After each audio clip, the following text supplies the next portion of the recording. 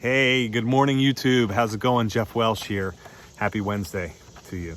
Hey, this morning's message, I wanted to bring to you something that is super relevant and current to me within my business. Something that is as recent as what was happening yesterday at my office. And I'm not going to get into too many details of this, but the topic that we're going to discuss is creating systems and processes and how that pertains to streamlining your business.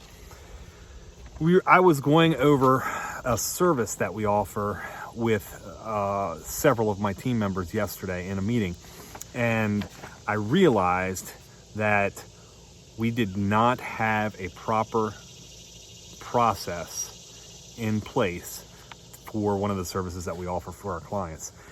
And that's a big issue in my opinion.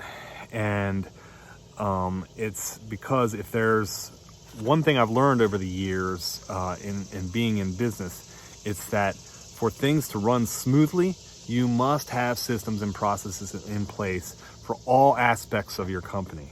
It not only streamlines tasks, but it also sets expectations for what your team members are to be doing for your customers.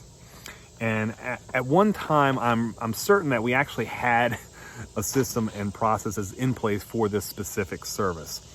But the problem is that when a previous leader that was in my organization moved on, when they left, they didn't train the team members that were in charge how to properly go through a process to achieve an outcome for our clients. And so essentially, the systems and processes were not relayed to my team upon this individual's departure.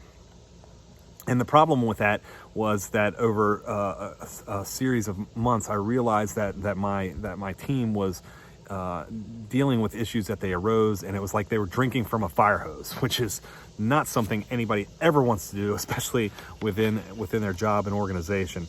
But I realized that we needed to fix this immediately, and we needed to have a baseline business process in place so we could be able to boost productivity and create better time management and also increase profits, not only for for our customers, but for our business. So I didn't waste a single moment once I discovered this challenge in my business, and basically immediately we started creating a system and processes for this specific service.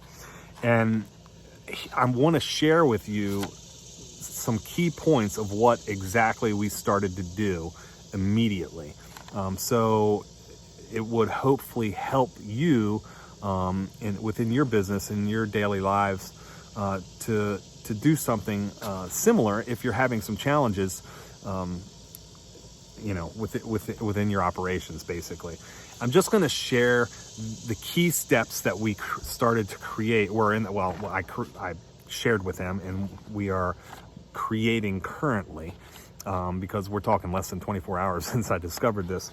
But I've gone through this process several times before within my business with my partner on several different aspects of the company, and so I just needed to reproduce this within the actual service that I was working with my team members on. So it's a multi-stepped process, and I've got you wonder why I'm looking down. I've got my notes here because I'm kind of going over some things. It's a multi-step process. We're talking about 7 different steps, and I'm just going to share with you briefly what those 7 steps are. Step 1, we created a process map, okay? We identified the activity that the service is currently performing, and we needed to understand which activities are most relevant to what key members, okay? So we had to identify the activity. Step 2, we need to record the process.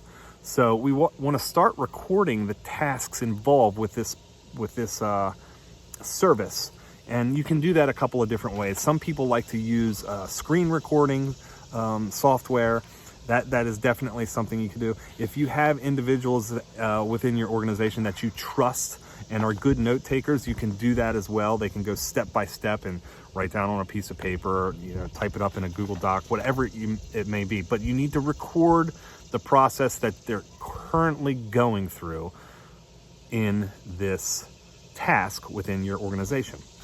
Step 3, we need to establish goals and critical factors for this service and this process. Okay, we need to determine what success should look like. All right, we need to also create critical we also need to determine what are the critical factors within this process. Okay, brainstorm ways to measure the performance of the system that you're creating. Okay, you need to have some KPIs set so that you can actually determine whether what you're doing is working or not. Okay, step 4, we need to review and finalize the actual process that we're going through. Okay, the systems that we're creating. You need to maybe share that with other individuals that have a baseline knowledge of this actual service, and see if it makes sense to them. See if they can actually understand the steps that you're going through. Okay, make sure that there's no loose ends or unproductive side effects within the processes that you're creating. You need to delegate to employees. Okay, your process should be simple. Keep it simple so that anybody with baseline understanding can understand the steps to go through. What's really cool about this, once you get to step 5, is that down the road, when you hire on new team members, you will actually have a training tool that they can follow. Okay, then the new team members will understand exactly what's expected of them and how to solve problems that may arise within their day-to-day operations. Okay, and you need to review the tasks and the metrics. Okay, how is this new process meeting standards? Are you on the right track for success? You should be using this part to optimize your process and make adjustments where necessary. So review what tasks are being done, check your metrics, and make sure that people are achieving the goals and the outcomes of the actual task.